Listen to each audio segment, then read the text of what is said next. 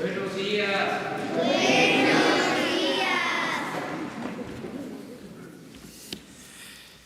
Nos da mucho gusto recibirles aquí en Palacio, a las niñas, a los niños. Aquí trabajamos para atender los asuntos que se tienen que resolver, que se tienen que atender para que todos los mexicanos vivamos felices y en paz. Las niñas, los niños, los jóvenes, los papás, las mamás, los abuelitos, las abuelitas, que seamos muy felices en México. Y hoy les invitamos, porque es el Día del Niño y de la Niña, y son ustedes nuestros invitados especiales. ¿Cómo lo ven? ¿Está bien? Bueno, entonces vamos a aplaudirle a las niñas y a los niños.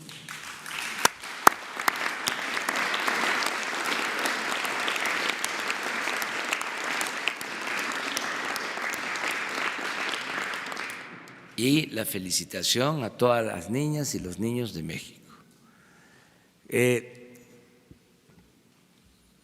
Parte de nuestro trabajo es informar a los ciudadanos de lo que se hace en el gobierno todas las mañanas. Tenemos este encuentro con los periodistas, mujeres, hombres que se dedican a informar. Ese es el oficio del periodismo, los que trabajan para informar a todos los ciudadanos. Y todos los días tenemos esta reunión y se informa a través de los periodistas, de los medios, a toda la población. Se llama rueda de prensa. Nosotros decimos diálogo circular, porque no solo hablamos nosotros, sino los periodistas preguntan y nosotros contestamos. Son mensajes de ida y vuelta, de allá para acá y de aquí para allá. Se establece ese diálogo.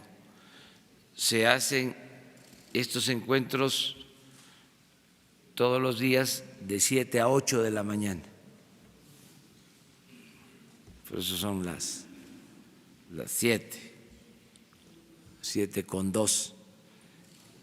Se llevan a cabo estos encuentros con los periodistas. Les invitamos para que puedan ustedes ahora, como testigos, como invitados especiales, presenciar cómo es esta conferencia de prensa. Vamos a comenzar ya. Ahora en las sillas de atrás están las periodistas y los periodistas, que siempre están aquí adelante, pero ahora ustedes son los invitados especiales, por eso están en las primeras filas. Voy a informar a las compañeras, compañeros de los medios de comunicación y a los ciudadanos que nos ven, que nos escuchan, que estamos muy contentos, muy satisfechos por la aprobación ayer en el Senado de la reforma laboral. Fue un avance importante porque se logra que los trabajadores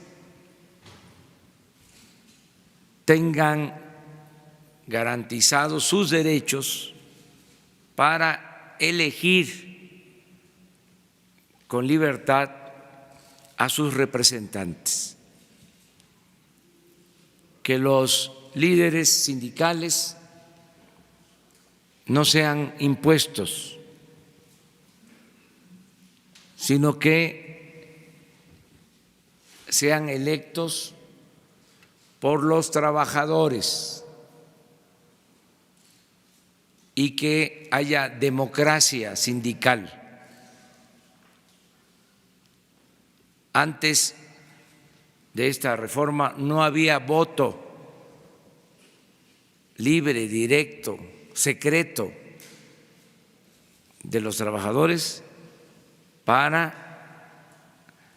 elegir a sus representantes sindicales. Ahora van a ser los trabajadores los que van a decidir libremente. Es un gran avance en beneficio de los trabajadores de México. Esto que se logró gracias a la participación de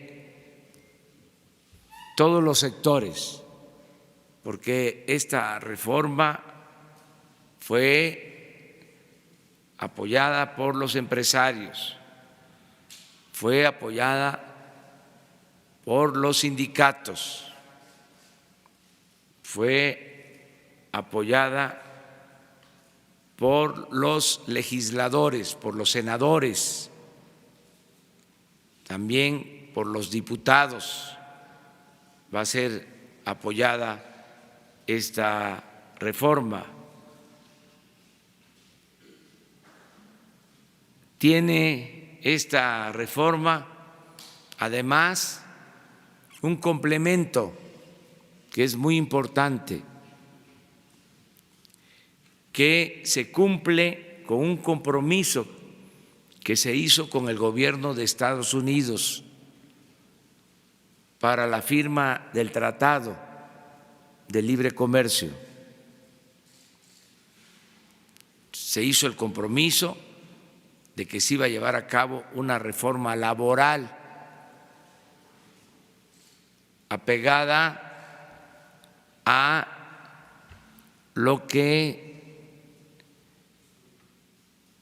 exigen las normas internacionales en cuanto a la defensa de los derechos laborales. Entonces, al aprobarse ayer esta reforma laboral,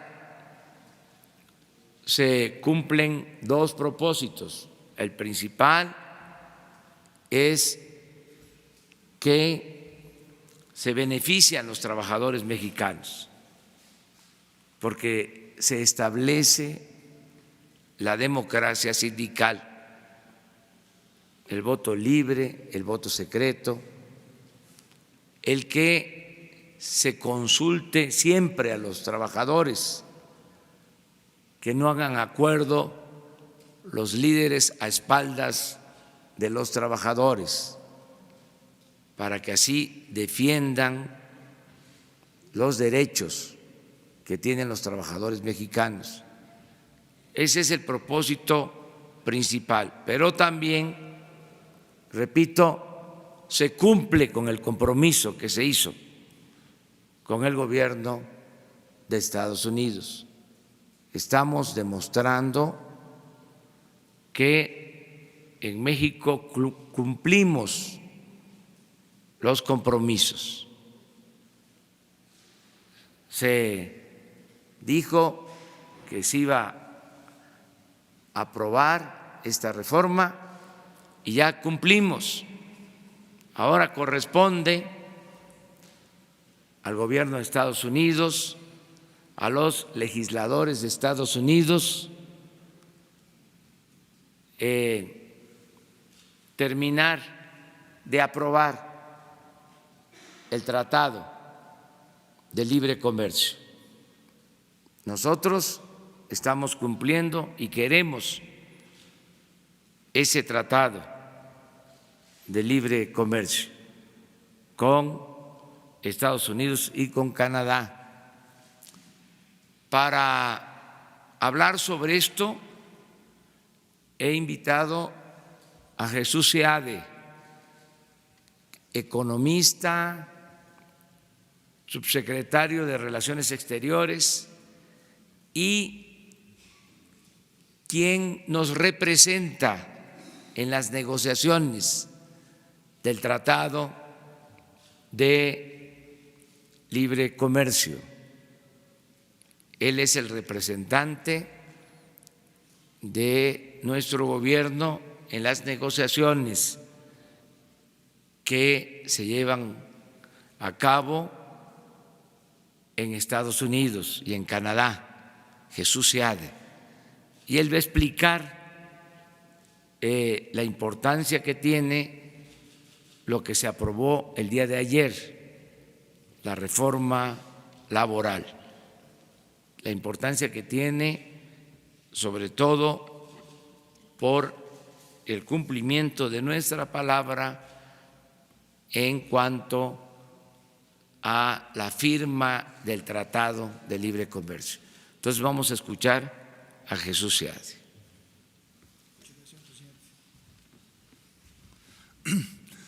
Muy buenos días a todas y a todos, en particular a los invitados de honor, los invitados especiales en este su día.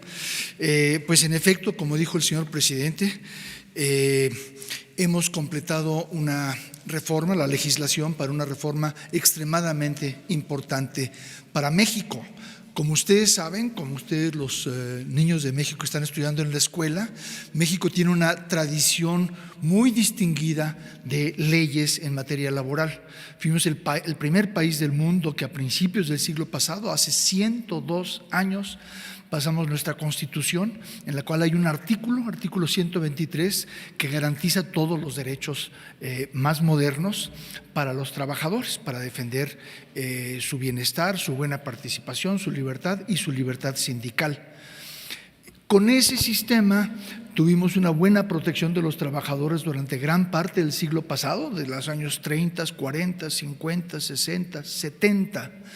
Pero después, a partir de hace 30 años, una cosa así, quizás buscando mayor competitividad en los mercados internacionales, con el Telecán para ser competitivos, empezaron a reducirse los sueldos de los trabajadores en forma artificial. Y un elemento clave para poder lograr eso era que los trabajadores en realidad no tenían libertad sindical. Tenían sindicatos, pero muchos de estos sindicatos no eran escogidos por los trabajadores. Y los contratos que los sindicatos negociaban no eran del conocimiento de los trabajadores hasta que ya se aplicaban. Ellos no elegían aceptar esos contratos ni esos sindicatos.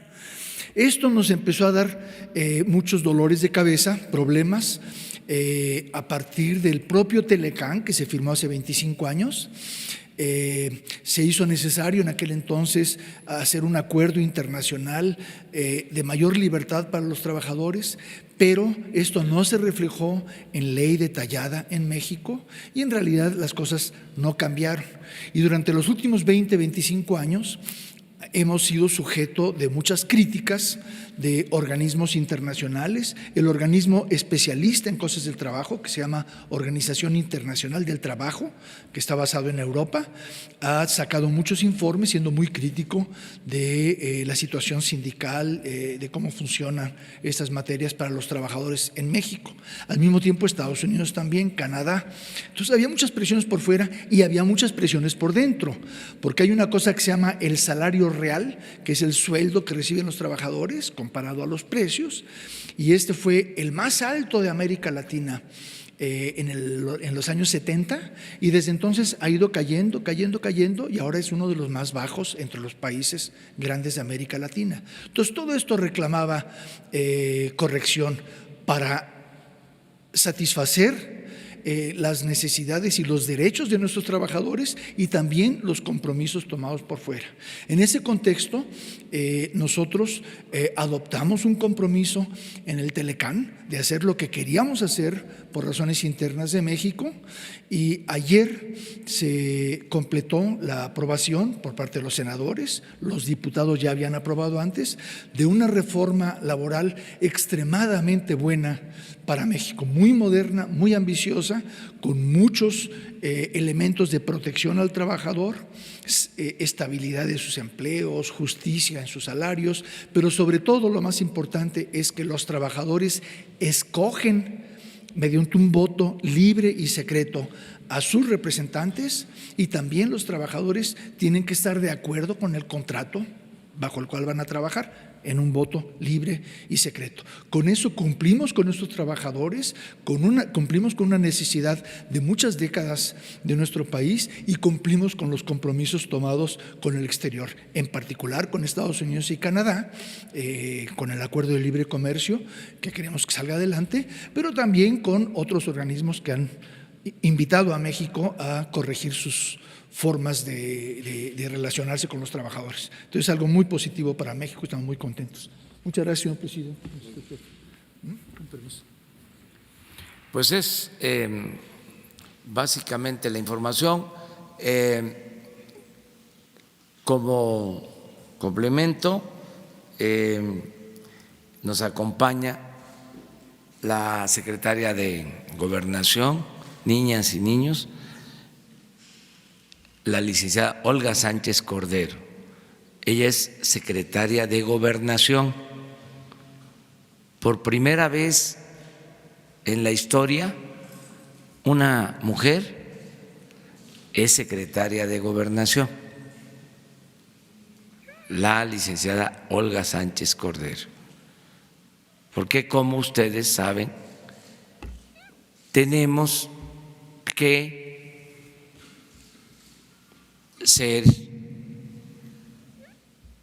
iguales, buscar la igualdad, nada de que solo los hombres puedan participar, tienen que participar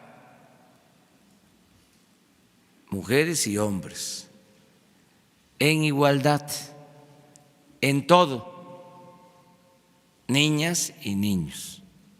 Entonces, también en el gobierno hay esta igualdad en los cargos que se tienen en el gobierno federal. La mitad son mujeres en las secretarías, son 10 hombres y 8 mujeres. Así es el gobierno. El gabinete en la Cámara de Diputados y en la Cámara de Senadores, lo mismo, ya se logró también esta igualdad, mujeres y hombres, igual. Antes no era así. Ya hemos ido avanzando en eso y hay que seguir avanzando. Y también nos acompaña el secretario de Educación Pública, Esteban Moctezuma, Él es el encargado de todo lo relacionado con la educación pública, el preescolar, la primaria, la secundaria. Ustedes están en primaria, ¿eh?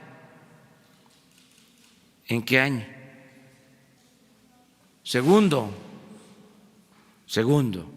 O sea, tienen 7 años en promedio. 8. 7, claro, 7. Esteban se hace cargo de preescolar, primaria, secundaria, que se le llama educación básica. Luego, también Esteban se hace cargo de la educación media superior, lo que antes se conocía como preparatoria, que son los colegios de bachilleres, las escuelas técnicas,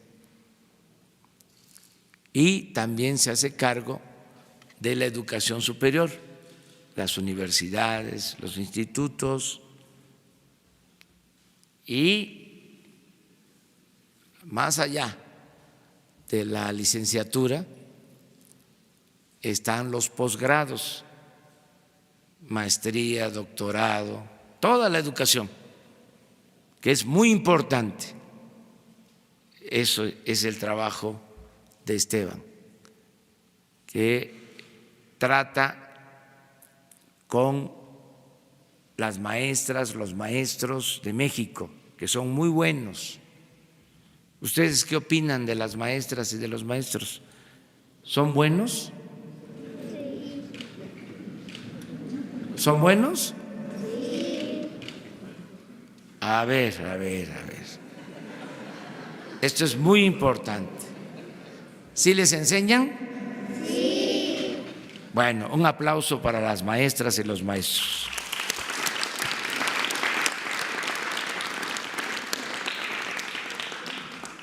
Dicho todo lo anterior, ahora vamos a pasar a las preguntas y a las respuestas.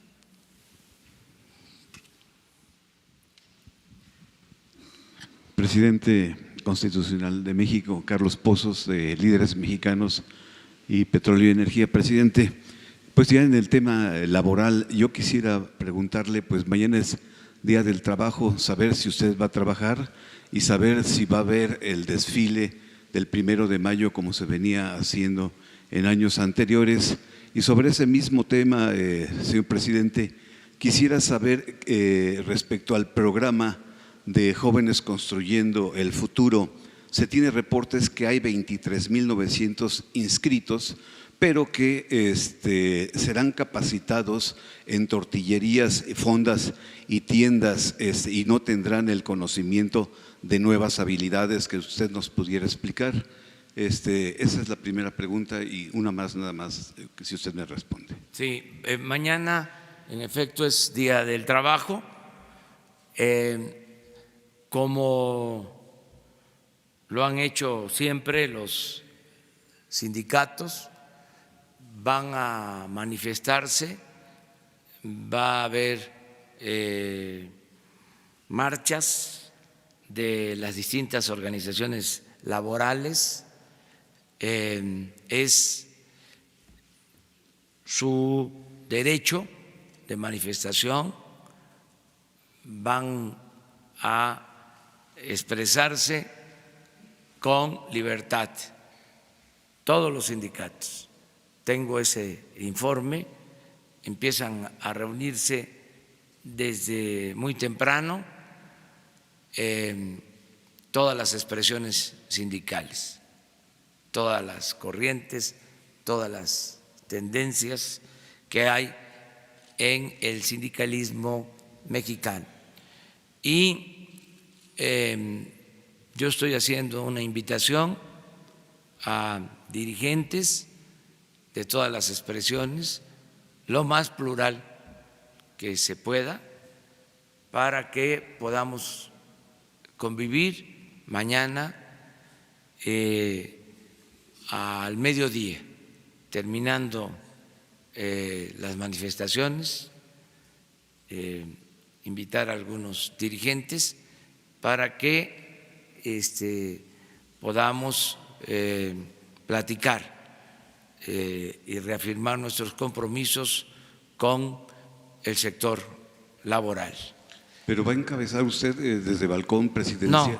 No, porque en esta ocasión es una manifestación libre de todos los trabajadores. Vamos a analizar si conviene o no el hacerlo como se acostumbraba anteriormente. Yo soy más partidario de que el Día del Trabajo sea un día de manifestación libre de las demandas de los trabajadores,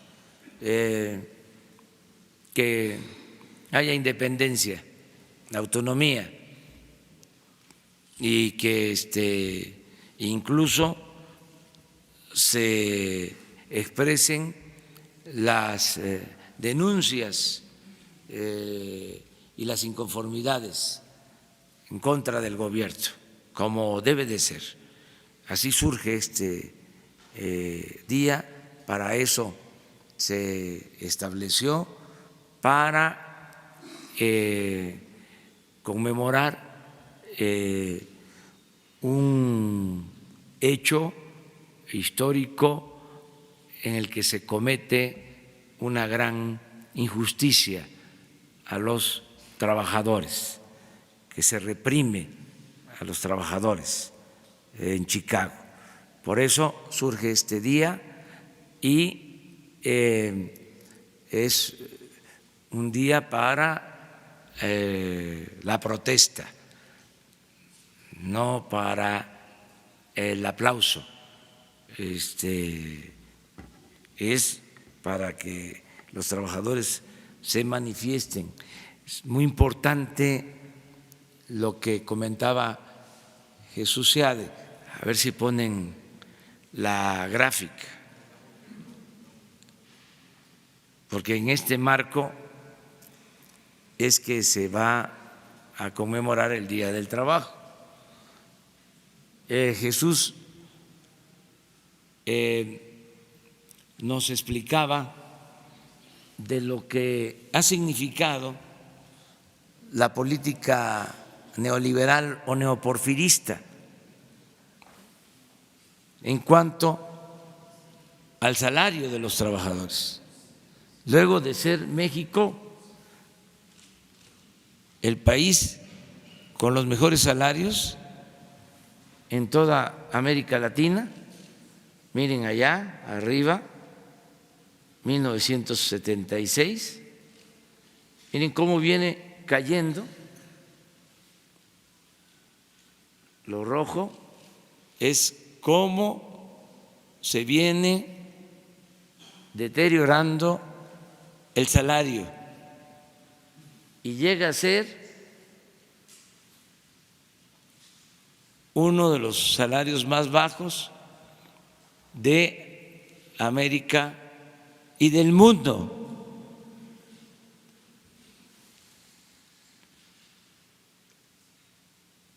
Es para nosotros muy satisfactorio poder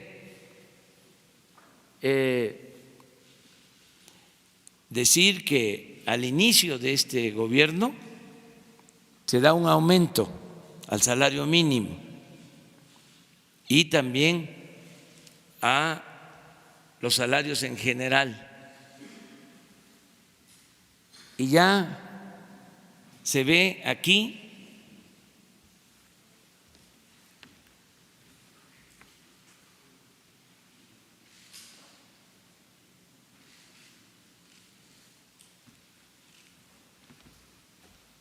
muy poquito, pero ya empieza a repuntar,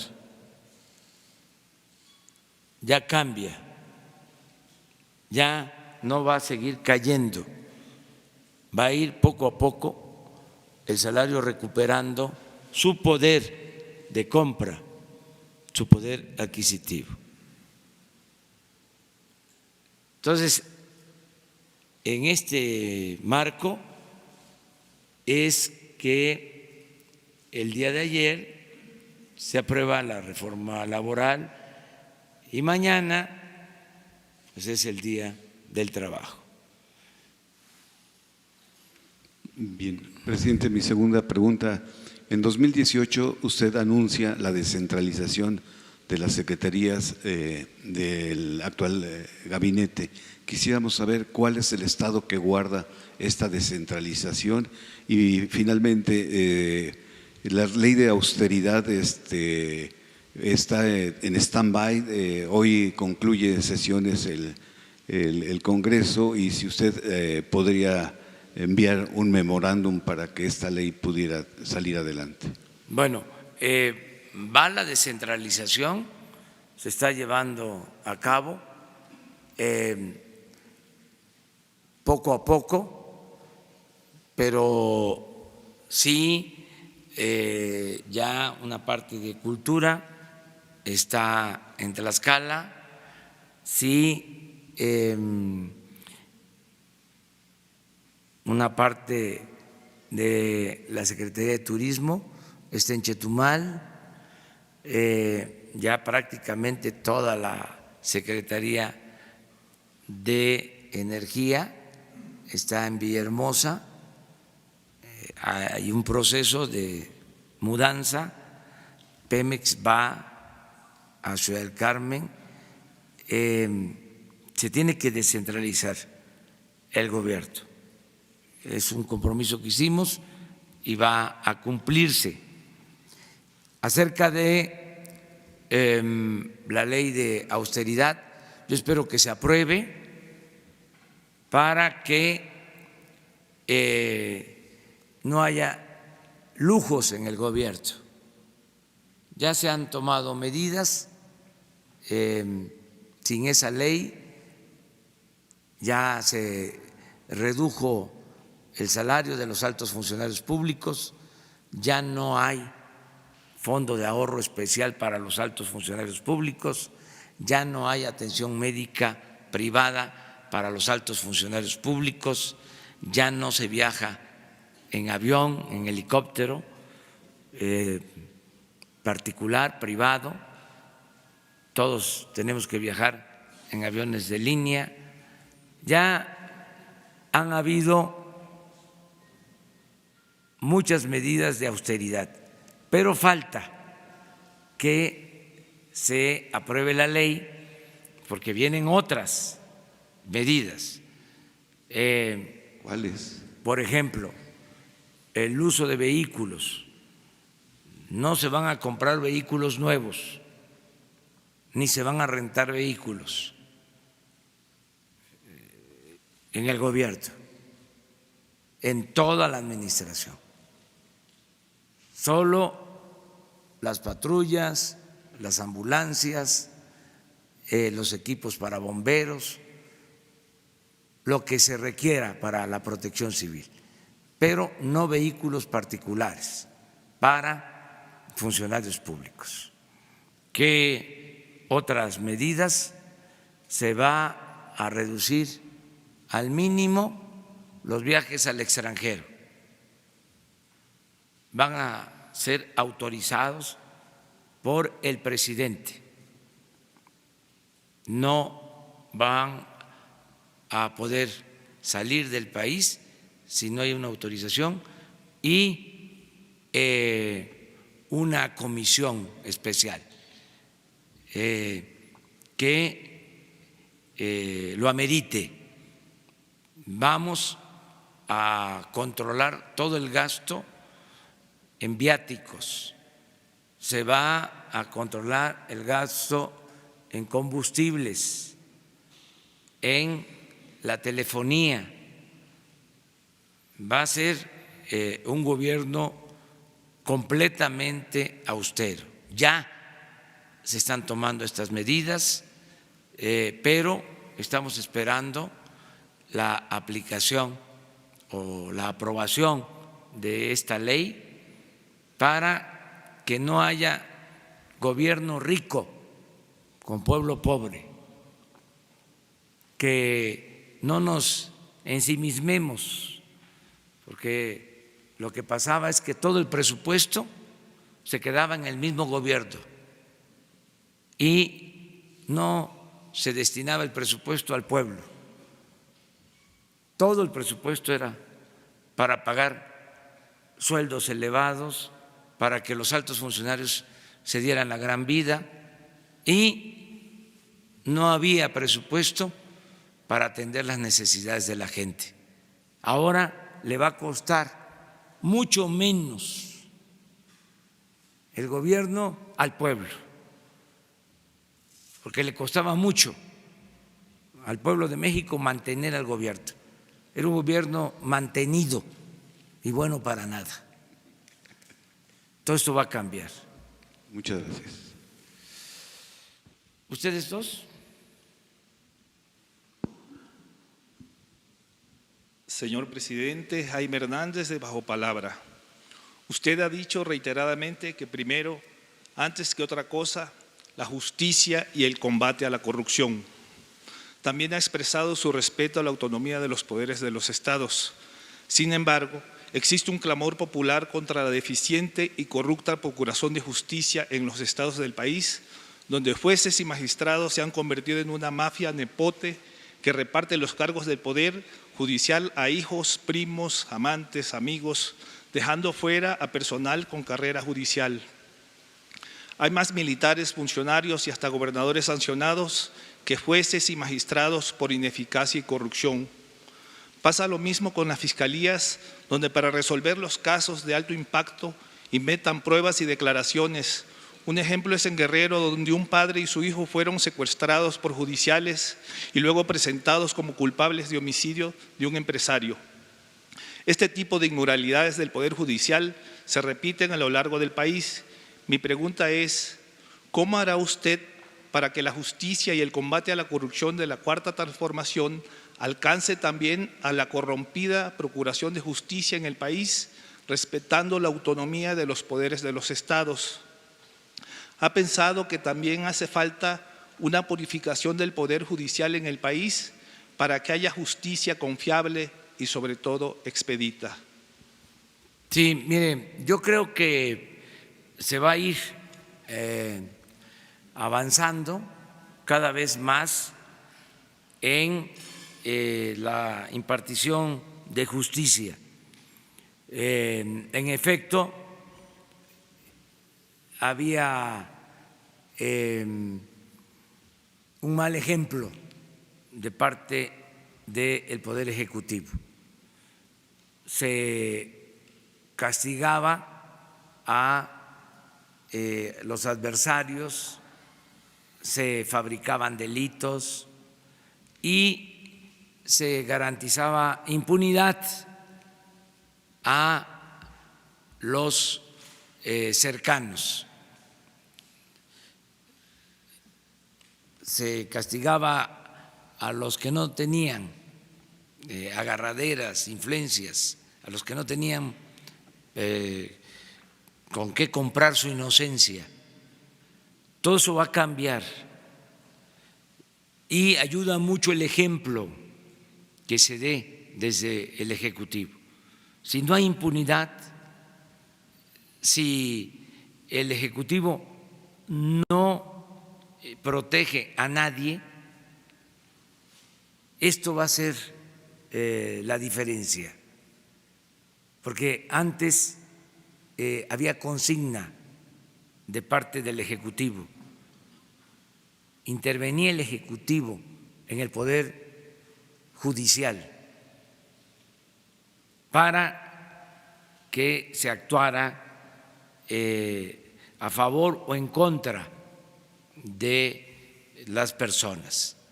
También antes el procurador era un empleado del presidente. Ahora el fiscal general, que antes era el procurador, es independiente. Yo no hablo con el fiscal. Lo saludé la última vez hace una semana en un acto,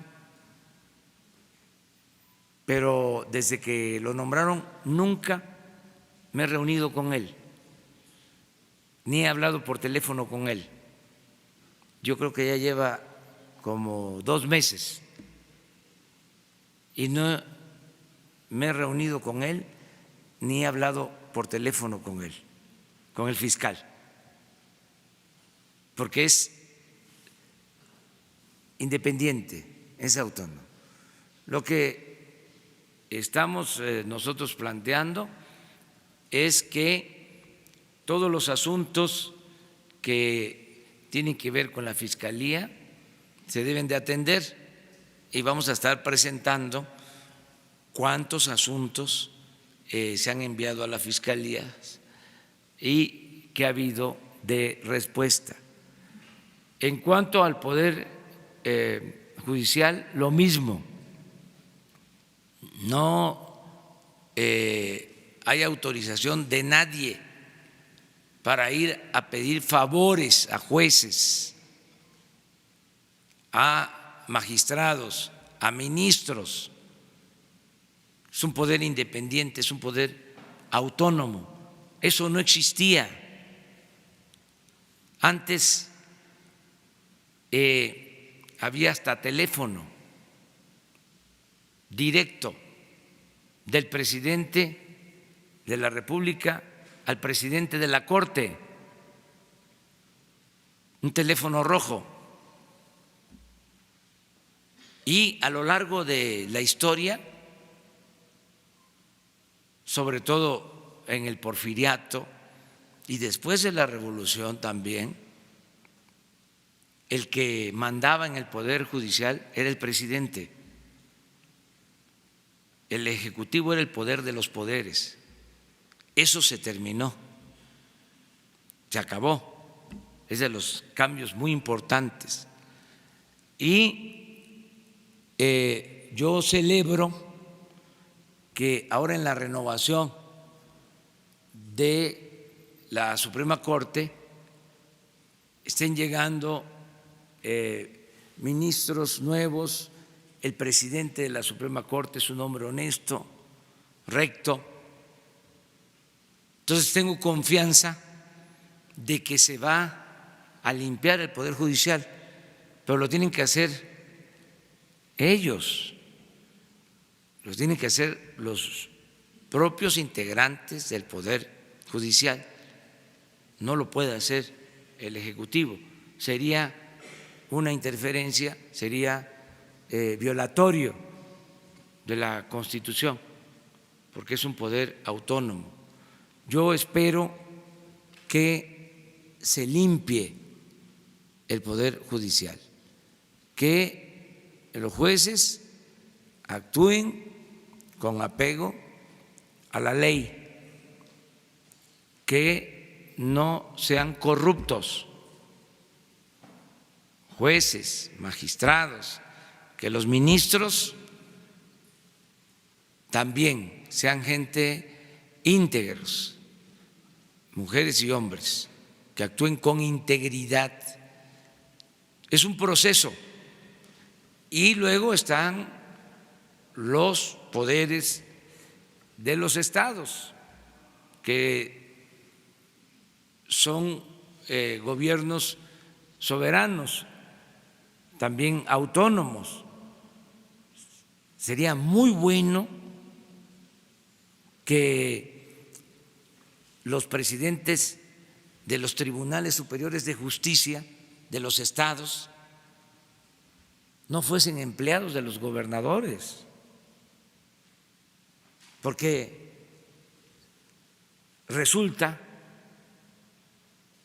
con todo respeto, que la mayoría de los presidentes de los poderes judiciales en los estados, el Tribunal Superior de Justicia del Estado, depende del gobernador, casi en todos. es una mala costumbre. Entonces no hay independencia. Cuando fui jefe de gobierno, fueron a verme los magistrados del Tribunal Superior de Justicia del Distrito Federal en ese entonces para decirme, porque iban a elegir al presidente, que si cuál era mi opinión, y les recomendé que de manera libre los magistrados eligieran al presidente. Estaban sorprendidos, pero así se hizo, de manera democrática. Los mismos magistrados en el Distrito Federal eligieron al presidente. Eso no se acostumbraba y todavía no se ha cambiado esa práctica en la mayoría de los estados. Ojalá y se le dé libertad, autonomía, o que el Poder Judicial en los estados se revele. La libertad no se implora, se conquista. ¿Cómo van a estar los del Poder Judicial en un estado o los del Poder Legislativo en un estado? Porque también sucede con los congresos locales, subordinados a los titulares del Poder Ejecutivo en los estados. Es un proceso de cambio. Y regresamos a lo de ayer. Imagínense que ahora los trabajadores van a poder elegir a sus dirigentes, voto libre, secreto. Me han informado que se aprobó en el Senado también una modificación al artículo 123 para que la democracia sindical aplique a los trabajadores al servicio del Estado. Ojalá y se apruebe, porque entonces también los maestros van a tener que elegir a sus dirigentes sindicales con voto libre, directo, secreto. Y la verdad va a ser muy interesante observar una elección de todos los maestros de México para ver quiénes van a ser sus dirigentes en elección abierta, libre, con voto secreto. Y sería extraordinario, eso sería un paso más, que estas elecciones las organizara el Instituto Electoral. Se podría llevar a cabo. Entonces, todos, sin compra de voto, sin amenazas, voto libre. Imagínense, en el sindicato petrolero me lo plantean, me lo están demandando, pero yo no puedo intervenir. Ahora, ya con la nueva ley, los dirigentes de secciones del sindicato petrolero tienen que ser electos por los trabajadores. Voto secreto. ¿Saben cómo votaban? Tenían que mostrar su identificación Y ahí los apuntaban. Y claro que habían represalias. Se ponía cerca de la mesa donde estaban votando un representante del sindicato para estar apuntando. Ya eso se termina y vamos a cuidar de que se respete lo que se está aprobando en la ley, que no haya simulación. Muy bien. La compañera. Guadalupe Lizárraga, Los Ángeles Press. Señor presidente, ¿cómo hace valer su palabra aquí en las conferencias de prensa para que se transforme en una auténtica gestión pública? Esto porque, ¿cómo llega a que sus instrucciones se den seguimiento por su gobierno? Lo digo porque en el caso del titular del Instituto de Mexicanos en el Exterior, Roberto Valdovinos, ha estado prohibiendo la entrada a migrantes a los foros consultivos en Estados Unidos. Uno de estos foros fue en Nueva York recientemente y la persona a la que se le prohibió entrar a este foro es un migrante con más de 20 años, Francisco Ramírez, albañil de oficio y un activista de derechos humanos, entre otras 4 personas más. A él se le prohíbe la entrada por ser crítico, por haber sido crítico en su campaña de gobierno, en campaña para la presidencia en Nueva York, en una de sus visitas. Además de ese caso, pues fue maltratado verbalmente, físicamente. Otro de los puntos es la libertad de expresión, la censura, que aquí mismo en la conferencia de prensa yo he sufrido, porque su conferencia de prensa fue cortada en mi denuncia sobre la falsedad del caso Wallace por revelar las agresiones de parte de Isabel Miranda, y en esta parte Notimex cortó esa parte del video. Y además también hay denuncias en el Senado, hay un punto de acuerdo por las violaciones a los derechos laborales de corresponsales en el extranjero, también por esta agencia del Estado. Esa es mi pregunta. Muchas gracias. Sí, mire, ya se escuchó la denuncia y el secretario de Relaciones Exteriores tiene que atenderlo. No hay ninguna indicación para limitar a nadie su derecho de manifestación, a nadie. Puede ser que alguien se tome estas atribuciones y además también no se puede de la noche a la mañana eliminar por completo el autoritarismo. Llevamos unos meses. Siempre digo que todavía no termina de irse el viejo régimen con sus prácticas y no termina todavía de nacer lo nuevo.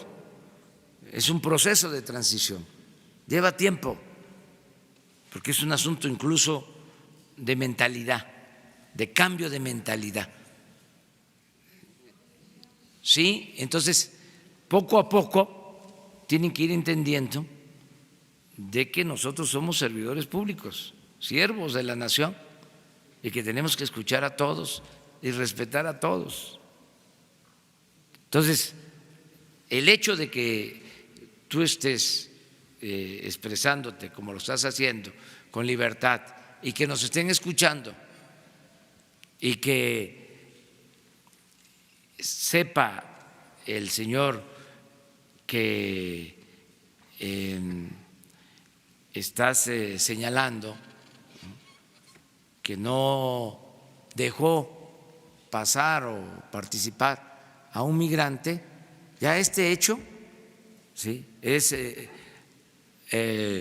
algo positivo, porque antes no se escuchaba a nadie, se silenciaba todo.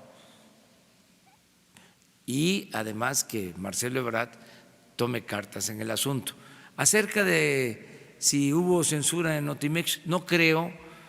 En el caso de Notimex también ya se dio un cambio.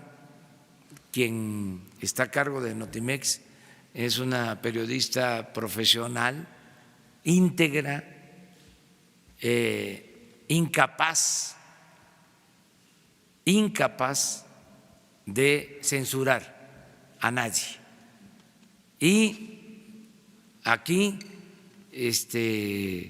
nos están viendo pues miles de personas, nos están viendo y nos están escuchando.